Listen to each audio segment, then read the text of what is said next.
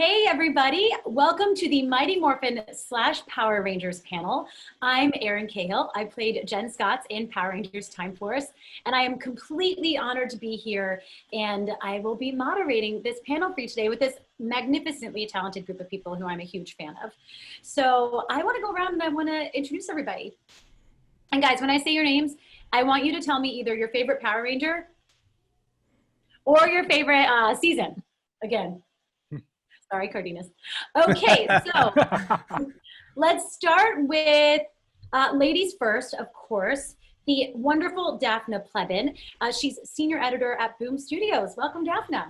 Hi, thank you for moderating and joining us in this adventure. Seriously honored to be here. After you, of course. My second favorite Power Ranger is Billy, because there's just something about a nerd you kind of want to mess up. And in a comic book, you can really put people through a lot of trials and tribulations. And I think Ryan is nodding his head. Every note I've ever given is like, can you just like jostle his glasses more, but like emotionally? And I think my favorite season is season 2 of Mighty Morphin, because that's what we're really in right now. So I keep watching episodes over and over again. So love that. Good answer. Guys, Dafna raised the bar really high, so good luck. Okay, so next up, we've got Matthew Levine. He is an editor at Boom Studios. And if I've got this correct, Matthew and Dafna, you oversee the Power Rangers line along with assistant editor Gwen Waller, right? Yeah. So yes. Matthew, hello, welcome. Hello. And I promise I'm not giving this answer because I'm being asked by Jen Scotts, but Time Force is my favorite season of the show. And I think I could even say that the Quantum Ranger might be my favorite Ranger. So it's all Time Force based. It's not only a good season of Power Rangers, it's a good season of TV. I always enjoyed the character arcs that Time Force had. So again, not just because I have the pink Time Force Ranger asking me the question, but yeah, that's my favorite season. Thank you. Brian's just shaking his head. Thank you, Matthew. I'm just commenting on everybody else's opinions. This is great. Okay, so now I'm very excited to introduce this next person because he's the writer of the best graphic novel coming out this fall, Power Rangers Sins of the Future. Matthew Erman. Hello, that's the nicest thing a Power Ranger has ever said to me. So thank you. Yes. Hi. Oh, my favorite Power Ranger. That's you. I wrote a book about you. That's really simple. That's like totally the easiest thing. Yeah. Everybody really loves Jen. Oh, and my favorite season is probably the first 3 because that's what I grew up with and that's where my love of this all came from. So, yeah. Hi, everybody. Hi, and I really, really thank you, Matthew. Thank you. Thanks for existing. I get to write a book. Okay, so not to pick favorites because everybody here is my favorite in your own unique ways, but I'm very excited to introduce this next person. Giuseppe Cafaro is the Sins of the Future artist who is going to be making me look good, right, Giuseppe? Yeah, I'm here. Nice to meet you, everybody. So, well, my favorite Ranger is always been Tommy, the Green Ranger, the classic Green Ranger. But I can say that during the last months, I can say maybe my favorite Ranger is you, because I'm drawing you so many times. And it's very funny. Yeah. Thank you. Guys, that never gets old. I promise you, like whenever people just right, Steve, it never gets old. That's true. So thank you. Nice to meet you, Giuseppe. And I know you're over there in Italy, so like, ciao. Ciao. Ciao. Ciao. And then we have our colorist, Francesco Segala. He's going to be bringing the vibrant colors to the book, and I'm very excited to say, ciao, Francesco. Ciao. Yeah. Well, that came out actually, but anyway, and. So my favorite Ranger, I got to stick with Dafna and say Billy, sorry about that. But I mean, it's mainly because, you know, as a kid, I used to have the blue toy, the one with the head that rolls around. So it's like the automorpher. Exactly, that one. Also, I mean, Triceratops. Who gets better than that? Good answer. Good answer. And I totally respect that. Sorry. So now we are getting to one of my dear friends, truly in this world, Mr. Steve Cardenas.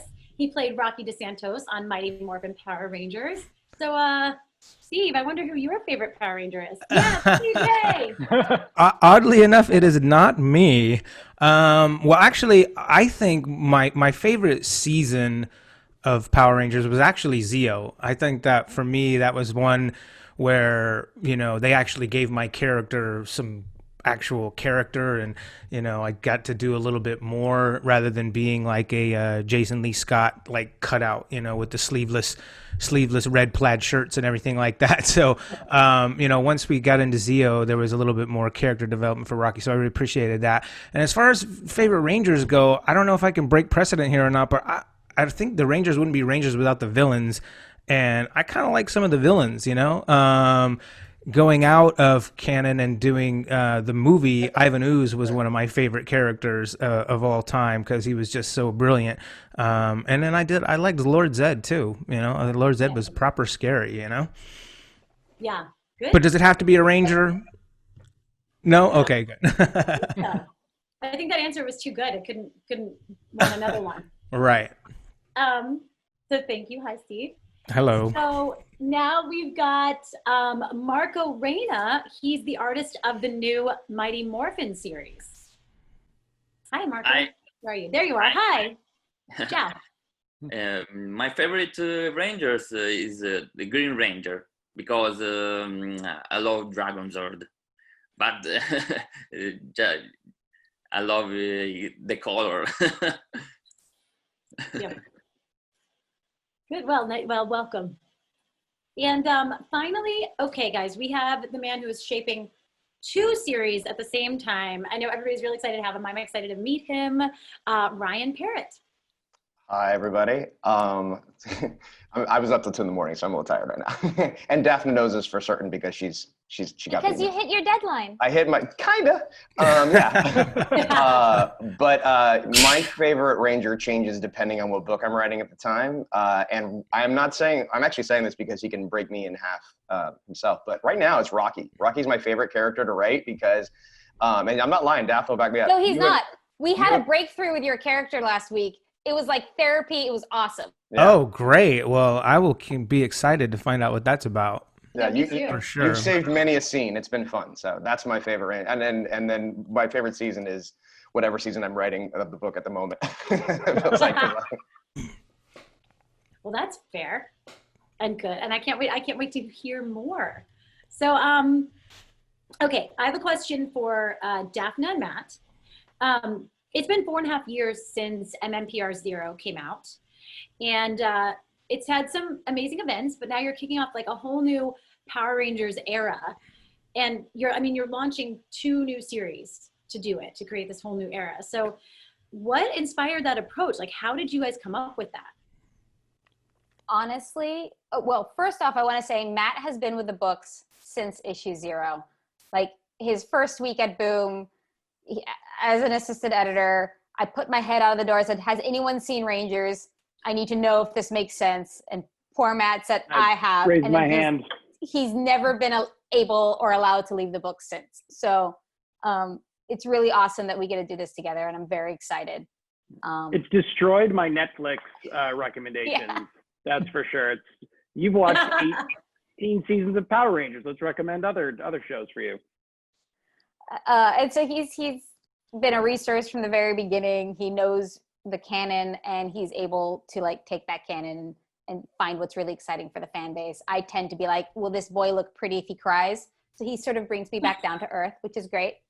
But yeah, we got to have both. Little column A, little column crying. But what's been the truth of the matter is that name was both a fun pun, but also a thesis of what we wanted to do kind of with the next stage of Power Rangers. We've been telling Mighty Morphin Power Rangers for 50 plus issues. And we were realizing, even with events, even with these like universe shattering things, that we were still very limited is the wrong word, but we're very earth-based, and the Power Rangers universe is very expansive. And we know it's very expansive because in later seasons, we have seen that there are, you know, other Rangers, and there's long history, and all that stuff is actually still happening in the background of Mighty Morphin Power Rangers. Big multiverse. And it's all happening. It's just because the first 2 seasons took place on Earth, the viewer never got a chance to see what's been brewing out there. And when we kind of like looked at both the cuteness of Mighty Morphin #1, Power Rangers #1, we're like, wait a second. Power Rangers is a mission statement. Exactly what Ryan did, Mighty Morphin Power Rangers, but also Power Rangers as a mission statement meant we could do anything Power Rangers. It didn't just have to be Mighty Morphin. It let us leave Earth and see the rest of the universe. And coming out of Shattered Grid and Necessary Evil, we have this team, the Mega Rangers, that has that touchstone to the canon that the fans love, Jason, Trini, and Zach. But we get to tell their further adventures, and they get to see the greater Power Rangers universe as it's happening to them then. Same thing means that back on Earth, we still have, again, I can't even tell you because I don't want to spoil it, but the stories that we're going to be telling on Earth aren't necessarily Earthbound. They are going to reveal elements of the Power Rangers universe and Power Rangers canon that I think we've all taken for granted, and show how much more expansive they are. And so, you know, kind of the goal of this new era of Power Rangers is to be, I call it like a 360 view of the franchise. While also, I think one of our strengths has been we have continually told ongoing narratives. Necessary Evil came out of Shattered Grid. Shattered Grid came out of the events of the story we've been telling for issues 1 through 24. It is an unbroken narrative, and that's very rare in comics as it is. And I feel incredibly lucky to be able to tell this long-running story with the team that I have. Levine, I'm sorry. Yeah, and I would just say that I think part of that inspiration is, you know, Erin, you mentioned that MMPR 0 came out, you know, 4.5 years ago, and I think that was about just winning fans over and showing them that we could do the show justice and the characters justice, and we've definitely earned that, and we can now turn to bigger and bolder stories and say, how can we go above and beyond where we started, which was more about just honoring the original material and earning fans trust in that way. And I definitely think we've done that, and now we can just keep aiming higher. Yeah, I was going to say, I didn't want to interrupt, but I was going to say, you've done that. You did that. You got them. People are really in love with this. You guys, you're doing a fantastic job. You should be so proud. And I'm looking at you. For sure. I've signed many a comic. So Hooray. Power Rangers, yes. yeah. So I have a question now for Ryan. Ryan, you have, I was trying to find you on my screen. You have written 2 different Power Ranger series before, but those took place in 2 different eras. So can you describe the opportunities and or challenges of writing them in the same time?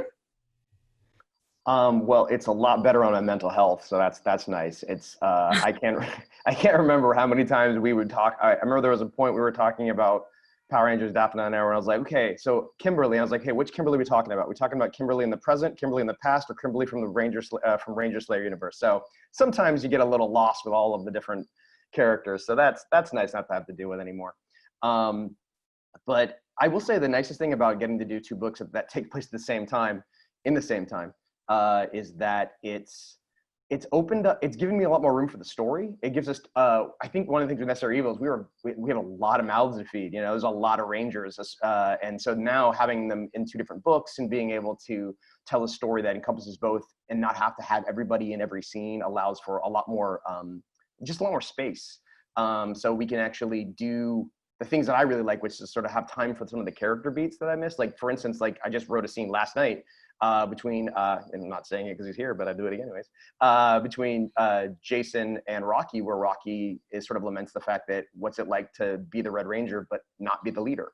And that's something that I really liked and wanted to always explore. So it was nice to be able to have the time to put that in. So that's sort of the best part about it, is just sort of being able to sort of let the story breathe a little bit, but also be able to sort of look at, and I think Dafna talked about earlier, look at all of the Power Ranger universe and through sort of the prism of Mighty Morphin. And also, it's just really nice not to have a story that can sort of stand alone and doesn't have to bob and weave through like an existing episode of the show. So all of those things are just significantly easier to write. Yeah, Ryan, your brain, it's awesome. I like your face. You're like, well. So Marco, what is it like to join the world of the Power Rangers, and what are you feeling about it? What are you looking forward, like, how are you looking forward to leaving your mark on this, what is being called like a legendary franchise? It's amazing. Being part of this franchise is a dream come true because I'm a fan since I was a child. I watch the TV show every day. So I'm very honored and very excited to have the opportunity to work on Power Rangers. And I hope to transmit all of this in my art. I hope you enjoy my art. We've been getting designs from him like all week. Actually, like right before this meeting, I looked at some, I sent them over to Ryan, and I can already tell Marco's really having fun, and I can't wait for you guys to see sort of his signature. That's awesome. Show up in Mighty Morphin. Yeah. Actually, I just want to say one thing that I just want to say real quick.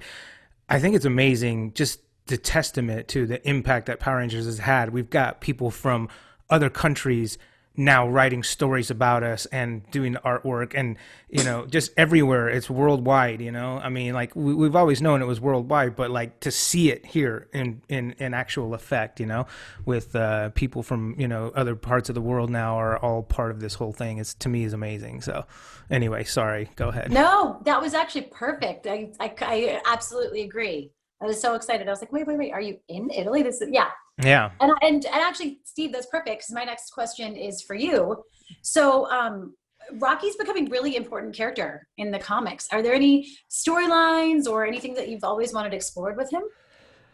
Well, I have to say, I mean, I'm kind of a little bit, not familiar with a lot of the later, more the newer stuff that's coming out. Maybe you can fill me in on that. But one thing I think I probably would say is, in the show, I mean, there's only so much you can do with a 6 to 8 member cast group. There's only so much character development that can happen with that many people in 22 minutes. So, there was never ever really a lot of focus on any one character's struggles outside of whatever was happening in that episode, So to see kind of a storyline where, because, when we were handed a dossier, when I was handed a dossier on Rocky, it was like Rocky was a single parent family he had 5 brothers and sisters, and he was like teaching karate part-time, and all these different things that they never ever touched on the show. It's like people don't really know about it, so I think it would be cool. Okay. Yeah, right. One, I am taking notes because no one gave us that. Right, yeah, exactly. But these are all things that like a lot of people don't know, because all you're pulling from is the episodes that you have, So they sort of gave us like a dossier or whatever about our characters, but then they never did anything with it, So and these are all points that, kids could have contended with, like, hey, I'm from a single family, I have a lot of brothers and sisters, and I'm poor, and I'm, these, things that, they never really talked about ever, So it'd be nice to see more, character development in that sense of like, what outside of, his group of friends, what else has Rocky got going on, So I think that, that's something I would like to have seen more of when I was on the show. And that's why it's so great to have this medium, because now you guys can create whatever narrative you want. And I think that's incredible. Yeah. I want They'll send us that dossier, right? Yeah. So bad. Yeah. Because I know, right? I know me and Ryan have been talking. We got a bunch of cool things happening, but that shades your character in a way that you saw you could see on the screen, both me and Ryan were like, wait, how do I take notes of this? This seems right. Great. Yeah. Well, I mean, there you go. I mean, I can't recall. I can't recall all the stuff, but I do know that it was, Rocky was like a single family, the split parents or whatever, and he had a whole bunch of brothers and sisters that he had to look out and look after. as well as, you know, knock monsters into buildings and stuff. So I love it. I love your guys' expressions about that right now. Oh, Ryan, we can't hear you. I was just saying thank you so much because like I sort of had just thank you, man. you made my night. This no is problem. Oh, well, I love that. I love like these little magical things happening. And actually, Steve, you touched on it that you didn't really know, like you have not really caught up on the comics. Daphne, did you want to catch him up on anything or? Yeah, I mean, he became part of our cast at the end of Shattered Grid. We kind of jumped to when the White Ranger started leading the team after the power transfer. We explored him being brought onto the team through our Go-Go series. That's the sort of two timelines that Ryan was, his brain was shattering over. Right. And so we got to see sort of in our last act of Go-Go, Rocky, Adam, and Aisha being brought into the team in the power transfer, and then through Necessary Evil, what it felt like for Rocky, Adam, and Aisha to be stepping into the shoes of these previous Rangers while having their own identity and their own, you know, dreams and desires to be heroic. And so going into this sort of new era, they are established as Rangers. They've got a bit of their footing, and now we're going to be able to explore. I mean, you have to send me the dossier, and if they gave you a dossier for Jen Scott's, you got to send it our way because, we will mine it for parts. Right. Yeah, I think that's really cool though that, you know, you guys are doing that because, you know, much like, you know, us as the actors were thrust into this from obscurity, you know, just you know, some kid from Texas who had never done anything before getting thrown into this whole thing. I imagine that Rocky getting thrown into this whole thing is the same kind of thing, you know, having this, you know, massive responsibility thrust on him in a sense. And, you know, what do you do with that? And how do you feel that you fit in to this group, especially when there's already a tight-knit group of people that are already there? How do you ingratiate yourself, so to speak, into them, right? You are, like, you've just hit the thesis of what we've been talking about with the Stone County Trio, but to make it even more, like, relevant and empathetic, like, wow. Good. Well, I'm really glad that you guys are doing that, you know, because that was something that I had always kind of like thought about too, and you know, and even to this day, the you know, like the fans and stuff, you know, they're so set that, oh, you're not the real Red Ranger, you know what I mean? And I'm like, yeah, I'm not, you know what I mean? Like it's different. It's something different, you know? When I walked in, the White Ranger was already the leader. It wasn't even an issue for me. Like, oh, why do I have to contend about being the leader? It was never what it was, you know? So it's all about context and the way that people perceive it. I know, Matthew, your face just then was great. You were like, Who would come at you? Who would come at you like that? Good. Yeah. Sorry, I think I went off on a bunch of rambling tangents here, you know? No, this is what we're here for, guys. We're here to discuss, and I know personally, you know, the fans love this, so yay. Good, okay, good. Well, I'm glad. Well, I know other people talk now, sorry. So, Dafna, is there anything else that Cardenas should know, or I should know, or we all should know? Well, he mentioned coming onto the team and the White Ranger is already the leader, and that's because there was no more Green Ranger. Well, we hit Control Z on that, and we have a little sneak peek as to the new Green Ranger, and maybe it looks a little different. Maybe we don't know who's under the mask. Oh, wow. Wow. Yeah, I think that's dope. Yeah, it's pretty cool. It glows a little differently, and it's a little different. Ryan, do you want to kind of, I guess, hint, but without spoiling, what you intend to play with in this idea? We should just tell them, right? It's Ernie. I mean, look at him. It's yeah, Ernie. I mean, it's gotta be obviously. Ernie. I mean, it's pretty all sick. Those shakes. You know? Yeah, no, I'm kidding. It's not Ernie, or is it? Anyways, but no, it's I guess without spoiling it, it's part of one of the next arcs is sort of a mystery that we're going to play out over 2 issues. And I guess I can say it's exactly who you expect and who you least suspect. But I guess it's like a familiar face for some people, but for others, it's probably going to feel like a whole new character. But I will say this, we did choose the character to become the Green Ranger organically, and more importantly, because of the impact it has on the other Rangers and not just Tommy. That was the whole point of doing this. So it's been a lot of fun to write, and that is how you completely dodge a question. So Marco, what has been your favorite part of drawing these amazing characters? Oh, I love the design of all Power Rangers, especially their helmets. But I really like the fact they are very athletic, so I can have fun to draw in fighting scene and action. But I love to draw them without their suits, because I love to show their emotions. Yeah. Well, I can't wait. I can't wait to see. So I have a question for Dafna and Matt. The comics are known for breaking the rules while also, being canon. So how did you and the Hasbro team find a way to make this idea work? I always throw to Matt on these because he's my canon guru. So Matt, you want to explain how we try to make it canon and also go crazy? That's a great, put me on the spot there. The best thing about the show, there are these sort of, it's got a porous quality to it.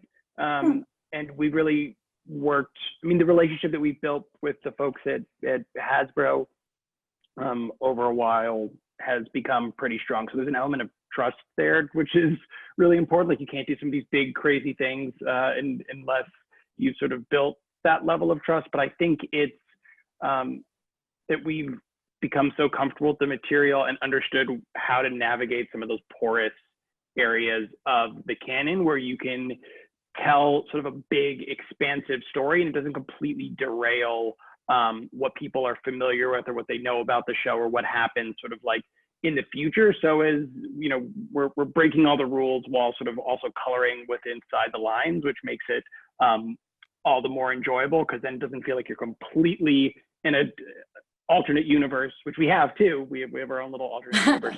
So Rogue One, basically. Exactly. There you go. Perfect comp for it. So it is this really great balance of breaking rules, expanding characters, sort of traveling to new frontiers, while also making sure we're sort of staying within what people love and staying within canon respectfully. Yeah, well, good lobbying it to him. Exactly, because well done. Yeah. Well answered. Cardenas, actually, I have a question for you. Okay. Now, Rocky's like one of the most iconic Red Rangers, obviously. But how do you think he would fare one-on-one with the Green Rangers? And also, do you wish that you got the really cool gold dragon shield? Because I do. I know it's such a big thing. Because the Jason wore the shield, and I thought it would have been cool if I got to use it as well. But the Green Ranger shield was already gone, so it would look goofy with the White Ranger shield, I think. So it's not quite the same. But what was more of your question? How do you think Rocky would do like one-on-one with the Green Ranger? You mean like in a physical battle? Is that what you're saying? Oh shoot. Oh, okay. Well, I feel like that Green Ranger, like, when you go back to the old episodes, like the Green Ranger was like taking on the whole team, when he was the bad guy, he's got some special powers, the shield and dagger definitely command more power, which is why it was like, hard to defeat him. So I don't know if Rocky by himself would do that well necessarily against the Green Ranger. As much as I hate to say it, I don't want to talk myself down, but I think there's not really a comparison. One of the things that people like the most about the Red Ranger is, that he is so much stronger, I think, than the other team or than the other teammates. I will say Rocky benefits for not being as emotionally tortured. So you are mentally just way more stronger and healthy. Yeah, Rocky was always sort of easygoing anyway. You know what I mean? Like, we don't need to make him too brooding or make him think too much about stuff. But I don't think Rocky by himself would fare well. The whole point is to be a team anyway. That's a really good, honest, like humble answer. And yeah, it is. It's about teamwork, right? That's why we're all here. So Dafna, while the Rangers are dealing with a new Green Ranger, can you tell us a little bit about what the Omegas are up to? Yeah, I mean, the cool thing about the Omegas is with the Blue Emissary dead, it's like the parents never came home, and now the kids got to figure out what to do. They could order pizza every night. They could take the Spectrum 2 out for a joyride. I think what the appeal here is these are characters who we've now followed for 3, 4. Every time I look at, like, when I first started on Rangers, I my eyes glaze over because it's like, wow, we've been with these characters for at least 4 years. We've seen Jason and Trini and Zach come into being Rangers and then come into being Omega Rangers. And now we kind of get to take them out on the road. But this time they don't have the benefit of a Zordon, and they don't have the benefit of a Blue Emissary. Now they are really on their own. And what does that mean when, even when they have all this responsibility on their shoulders for saving the world and saving the universe, and that's a huge amount of responsibilities, you're still a teenager. And you still, hope that you could turn to someone and ask for help. And now if they turn around, there's no one there, and they're going to have to figure this out on their own. And so from a character point of view, that's really engaging and exciting. And then just, what we were talking about, when the book gets to go into space, we get to see the greater Power Rangers universe. We get to see all this stuff that was happening on the edges of the narrative or implied in later seasons happening in the past. We now get to see it as it's happening in real time. I think the Rogue One example was a great example of that story must have happened before the events of Star Wars. And right. This is a similar example of, there are stories that we can tell that must have happened before the events of the future seasons of Power Rangers that take place in a greater Power Rangers universe. And so I think the combination of characters that we already love and we get to tell really next level storytelling, because in the main series, they've left the narratives. We don't have that sort of secondary barrier of, like, we can only go up to this point. We can keep going. And so we've got characters that can grow, and then we've got a universe that's huge. I can't think of anything more exciting for a writer, which I love that. Poor Ryan is like, okay, great. So thanks. Good for the fans too. I know, young. Ryan. Now they're older, and now they understand more, so they can accept more, which is cool as well. Yeah, it's really it's exciting. Like Cardenas and I both were like, yeah, it's like the whole world. I don't know, the fans out there are so excited about the endless possibilities. And I know, Ryan, it must seem really daunting. And actually, you just mentioned Zordon, and I have a question for you. What is it like for the Omegas without Zordon? Difficult. But no, I mean, that up to what Dafna sort of said earlier, like. Yeah, you touched on it. Yeah, it was sort of, I think we've been trying to look at the books as each chapter is sort of growing the characters, taking them in sort of a new direction or expanding them. And like you said earlier, like I sort of see the Megas in sort of their rebellious teenager phase, where they sort of get to take Dad's car and go on a run and see what happens. And I think one of the things I really liked about that is so much, it's one of the things that's always been interesting about just the Power Ranger mythology in general is Earth has always been so important, right? Everything centers around Earth. All the teams are there. They're always protecting it and so on and so forth. But except for a few outliers like the Aquatarians and whatnot. But I like the idea that now that we send the Omegas out into space, we get to see how the rest of the universe deals with what does the rest of the universe think about Power Rangers? How do they deal with evil? Like, are there other groups, are there other things out there that they have to deal with? And this idea of being sort of a big fish in a small pond and then suddenly being a small fish in a big pond. And that was something that we thought was really fun, especially, and that's what, one of the things I've always approached all the books as is like, they are metaphors for you where you are in life. And I looked at the Go-Go Power Rangers as sort of was an approach of looking at like, okay, what's it like? Being a superhero is like that moment when you're senior year in high school, when you have to start actually deciding where you're going to go to college and there's actual real responsibility for the first time in your life.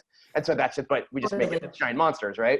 But so this one, it's like, now they're off, now they're gone to college. And it's like, all of a sudden you meet new people and you realize that there's a lot more going on in the world. And so this sort of using the new series as a way to sort of explore those ideas is kind of the fun part. That's the way I approach it. Wow. Yeah. You guys, every question that gets answered, I get more and more excited. So I'm really thrilled. Dafna, I have a question for you. Friend, Francesco Mortarino, is that right? I have to say it with an accent because I don't know how to say that. You got to do this when you do it too. Yeah, you got to do like Francesco Mortarino. He previously worked on Power Rangers. So what made him such a good fit for this one in particular? He came on to Go-Go Power Rangers after Dan Mora, after Eleanor Carlini, and he kind of had these big shoes to fill, and he completely owned it and made it his own. And what really made me excited to see him on Power Rangers is when he goes out into space and he shows you those alien landscapes and he shows you those cosmic spaces, they feel vast, and then the characters still feel human without seeming small. And I just think he brings a brightness and a youthfulness to the world that, when you're taking characters into transition, as Ryan is saying, as they're going to the next part of their life, having someone who has drawn them in one part of their life and gets to tell the next part of them also gives you that continuity from the creator perspective. Like Ryan's been writing these characters, has basically written Jason, Trini, and Zach from the day they got their powers, or the day after with Go-Go, to graduation with Necessary Evil and the third year of Go-Go, to this next phase of their life in Power Rangers. And so I love having that on the writer side because he knows these characters, the entire span of their life as Rangers. And then Mortarino has gotten to tell, I think 8, 9, a lot of issues of these characters in one part of their life, and he gets to graduate them along with Ryan. And so it might just look like a technical skill from an artist perspective, but I'm sure Giuseppe can speak to it and Marco can speak to it. The longer you spend with characters, the more you can act with them better. And that was also very exciting. Wow. And you just beautiful, by the way. And I hope that that was a great answer. I really hope that that he gets to see that. Or someone should tell him. You should tell him, because that was really beautiful. So you touched on space briefly, which kind of leads me to something I've been very excited to talk about, which is the upcoming Sins of the Future. So I'm excited to move into talking about that. Look, Matthew. Super stoked. Actually, that's perfect because Matthew Levine. Oh, here it is. We've got the nice. So oh my God, it's Wes Collins. Wait, and no, I'm just kidding. Oh, and Jennifer. No, it's a running joke. Jason Font and I are good friends, and we hang out outside of this realm. And every time we see each other, he's like, "Oh my God, it's Rocky," and I'm like, "Oh my God, it's Wes." So anyway, sorry. Go ahead. No, that was. I know. We're like, I could talk about that forever. What a little family we all are. I mean, really, really like family. Like we've had real, we're really there for each other. But yeah, this cover, you guys, I can't.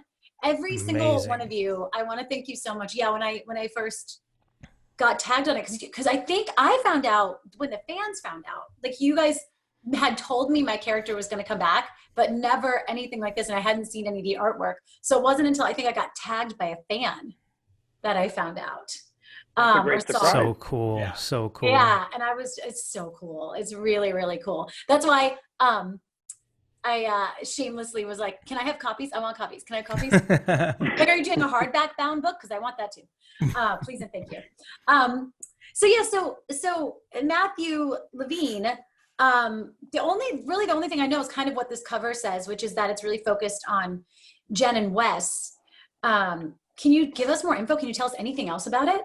Yeah, of course. And I realize it's how confusing that the editor is named Matthew and the writer is named Matthew. I know, it's the worst. Difficult distinguishing the two. There's too many of us. Yeah. I think what's great about Time Force, right, is Jen and Wes are one of the great romances of Rangers.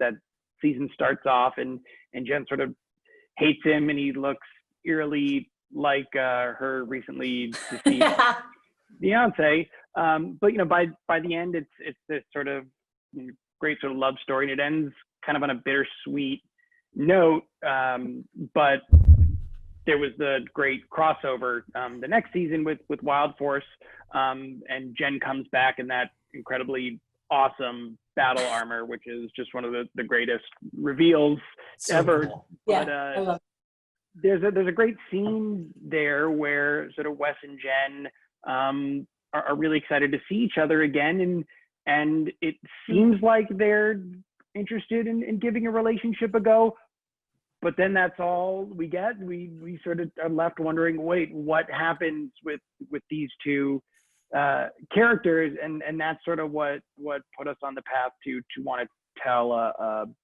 Jen Scott story and a Time Force story, and sort of figure out, well, what happened after that scene in Wild Force, and also something that Matthew Erman, the other Matthew, not talking about myself, was perfect for is Time Force, despite being about time travel, didn't have a bunch of time travel in it visually, but that's no fault of anyone's. It's just limitations of TV. So something we really wanted to do here was tell a Jen Scott story, tell a story about the relationship with Wes, but also tell a time travel story. See time travel in a way that we were never really able to in the show. Allow a lot of those sort of timey-wimey Doctor Who-esque Nice. conflicts to arise Yeah. in a way that you really don't get the chance to see on screen, and sort of the major conflict will come from the introduction of a new Black Time Force Ranger who has an axe to grind with Wes and Jen. Ooh. I know. Ooh. Okay, I cannot wait. And actually, that's kind of like that brings me to my next question. So, because like you said, we haven't. It's been a 20-year question that hasn't been answered. We didn't really dive into Time Force in the comics, even though my character Jen Scott was a big part of Shattered Grid. Thank you. Why now? Why Time Force now? Why Time Force? I think as we get deeper into telling Power Ranger stories, we always look to what characters have been underutilized, what seasons have been underutilized, and how can we start to dig into other seasons, dig into other characters, and Jen being such a popular character, and we really were able to see her versatility in Shattered Grid. There's a lot to be made from not only using her character but using Time Force, the season, to tell great comic book stories. Again, I think using time travel is a great storytelling device. I will shamelessly admit that I have a tattoo of the flux capacitor. I love time travel. I think it is a great storytelling device. So I think it was just I think we always wanted to tell stories with Jen, with Time Force. And after Shattered Grid, we went, okay, there's a lot here. So it was the perfect time. Yeah. Great answer. And I think, I love that. Well, I mean, right. Selfishly, of course you do. That's perfect. Like, I personally love that. Yeah. Well, because Matthew Erman, I know you, I heard you were a big fan of Time Force. That is funny. That is actually funny that you heard that. I did not get to watch the show until Matthew Levine told me about it. I am a recent convert. Yeah. I grew up with the original Mighty Morphin, and I, grew up with Rocky and all the people. I went to the movies, I saw that, and then I became a 12 and 13-year-old, and I was like trying to be edgy and weird, and I was like, Power Rangers, whatever. Turns out, 30 years later, I would be making my living off of writing these books, and when Matthew, I know, it's super weird.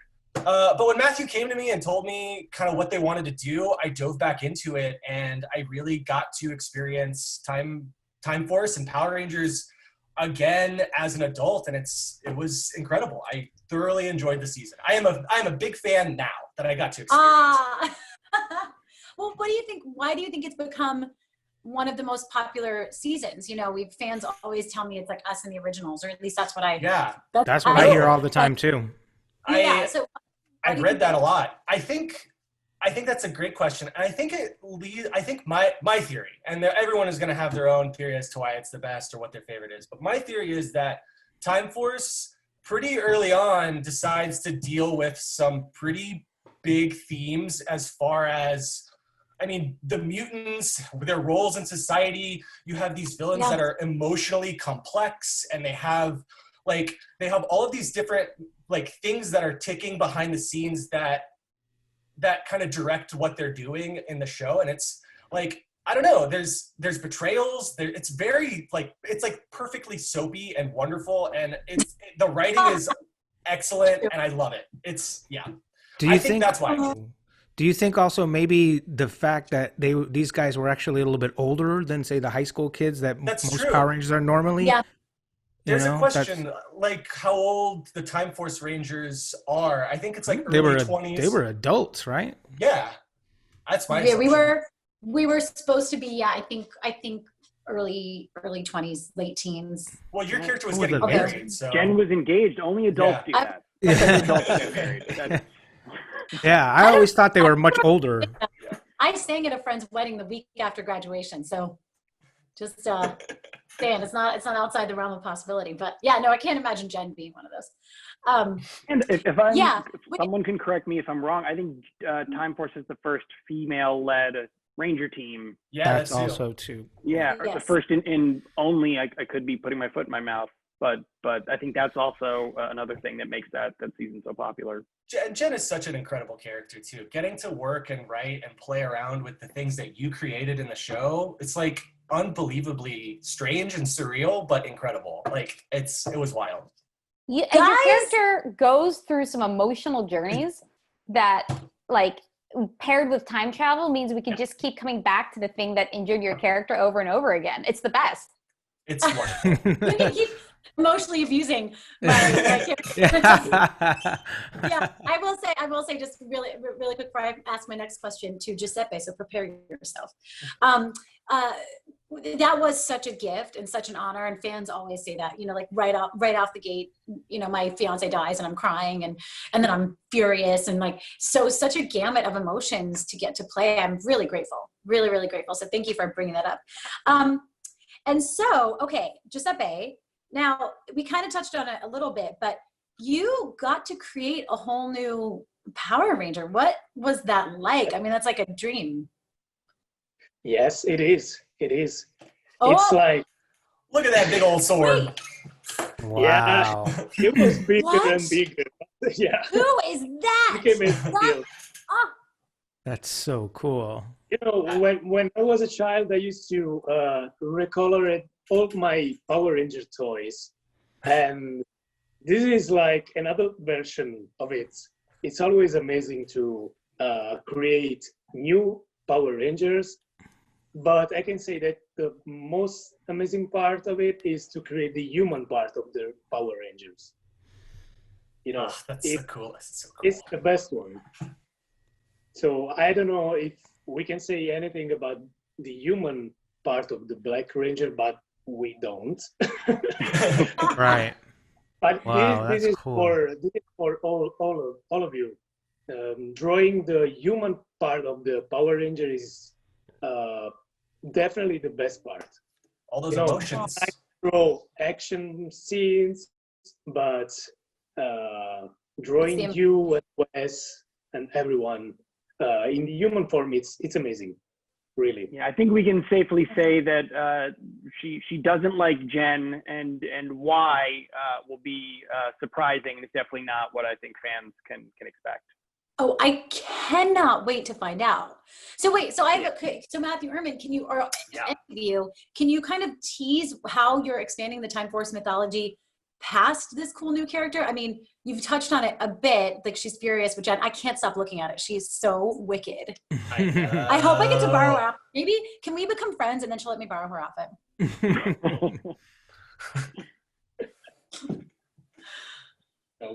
So can you guys say a little bit more? Like, can you tease anything else? Absolutely. I'm happy to do so. I think that the Time Force has, they've already had their continuity and their series expanded through some things that you've participated in, the Hyperforce role-playing Twitch channel stream, which is incredible. So this is gonna have some Easter eggs for fans of Hyperforce. It's gonna, I think, bridge the gap between some of the dark spots in the Time Force timeline, big quotes around timeline. So yeah, I don't know. The being able to create the Black Time Force Ranger is unreal and super wild, and my 7-year-old self is so jealous of me right now. But I don't know. It's a really wild book. There's a lot of implications, I think. Oh, sorry. I can't wait. I can't wait. Oh, Yeah. I did not see it coming that the Black Ranger was a girl. And she's angry with Jen. I can't. So, Francesco, you got to work on this series. I'm trying to find you on my screen. There you are. With like time travel and all these, amazingly villainous characters. And what is it like to add the color to it? Because that's what really brings it off the page. Oh, you're muted. Okay, sorry. And fun fact is that there are actually a lot of various environment, and that actually helps make the book less. Is this my? What? I haven't seen this. You guys. Oh No. my God. This is wicked. I think I'm gonna have to frame this. This is page 1. Screenshot. Yep. And so what actually saves is that there are a lot of various scenarios, and what helps, at least my part of the job, make it less more like the same. It's like every 2-3 pages there's something new, there's something I need to be done different, and really helps along the way. Also for the Black Ranger, because think about color in the Black Ranger. It seems like, well, it's black. So what actually can you bring into that? And the fun fact is that every time she rolls in, she smashes and everything, and smashes like the comic itself, because it like breaks all the panel structure. And I got to play with that, and it was so fun. Yeah. And because of that, all of this, it's challenging, of course, because it has to look familiar, but has to look new too. So it's like that thing in between, and it's always so exciting. That's so interesting you should say that, because I just seeing this, I was like, oh, because Shattered Grid looked so much like me. I was like, that's my face in a comic. And this is, you can see elements of Jen, but it's definitely a heightened, look at her. So it is, it's like it has similar elements, but it is different, which is really cool, because that's Wes, right? Yes. Yeah, so that's really, it is, it's like, it's us, but it's a heightened, different, not us, new universe, world exploration. That's really exciting. That's the best part about bringing artists into the fold. Like Giuseppe has drawn, this is his 3rd graphic novel for us. And he has tackled very familiar characters with very familiar actors. And what's so cool about what Giuseppe does is it's his style, and it's the character, and it's the actor without it looking like photocopy or Photoshop. It's so beautiful. Captures the character instead of the person. And then, Francesco is being a little modest. Power Rangers, same thing with Giuseppe. Power Rangers is one of the hardest books to write, to write because it's 1,000 characters, to draw because it's 1,000 characters fighting another 1,000 characters. Every panel's a crowd scene, and to color because it's the rainbow of the team. And, a lot of the coloring storytelling is like choosing a specific color and doing a theme around that. And here you're kind of, you have to use all the colors. So how can you create environment, and how can you create mood, and how can you render the light differently on that color depending on the location that they're at, when you can't fall back on these traditional ways of visual storytelling. And so I'm always like, I know I'm biased because I look at this every single day, and I love everyone I work with, but it is the hardest job in comics, I feel like, because it's the most characters fighting the most villains in the most different environments. And Giuseppe was talking about, he loves drawing the people under the masks.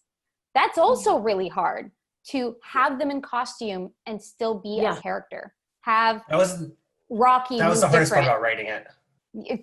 It's really difficult. So everyone has to come up with different ways, or trust their team. Speaking of teamwork, and I think every single time we look at one of these pages, it might like look like a cool piece of art, and all I can think of is like, what, they pulled off the impossible again? No one tell them they shouldn't be able to do this. Tell them like Wile E. Coyote, don't look down. It's fine. Just keep running. So cool. That was really perfectly said, and that's actually a perfect segue because I think we're about out of time with the panel. So I want to leave it on that beautiful teamwork note. You know, it's you guys have created such an incredible team. I was looking at each of you on the screen. I want to look at the camera. You've done such an amazing job of your specific team of creating these worlds and expanding the universe. And so I want to thank each and every one of you, you know, from the bottom of my heart for having Jen be such a big part of it, but, you know, personally, but also on behalf of the fans for all the amazing work you've done and the stories you've told and the stories you're creating. I can't wait to see. I know the fans can't wait to see. So, you know, Francesco, Dafna, Giuseppe, Steve, Matthew, Marco, Ryan, everybody, thank you so much. Everybody at Boom who helped put this together, thank you very much. Thank you for having me. Thank you for being here. And every single one of the fans watching, guys, we could not do this without you. I speak on behalf of every single one of us. I know I see everybody nodding. We love you guys. This is the reason this universe keeps getting expanded is because of you. So thank you, thank you, thank you. And just a couple things on a personal note. I asked if I could say this, guys. We, you know, a lot is happening in the world and a lot's happening in our nation. So be a hero in your own lives. Be a hero to our country. Be a hero to me. Register to vote. Go on vote.org. You can go on my social media. It's all over my social media. If you have questions, reach out. I'll help. It's a really important time to make our voices heard and be the heroes that I know you guys are. And so don't forget a couple more things. Don't forget, it's like Christmas in November, guys. It's happening. It's the release of Mighty Morphin #1, Power Rangers #1, and of course, my personal favorite, Sins of the Future. So I know, right? Go team. So I can't wait. Absolutely. Can't wait for it all to happen, and much love to each and every one of you from every one of us. So stay safe, guys, and may the power protect you.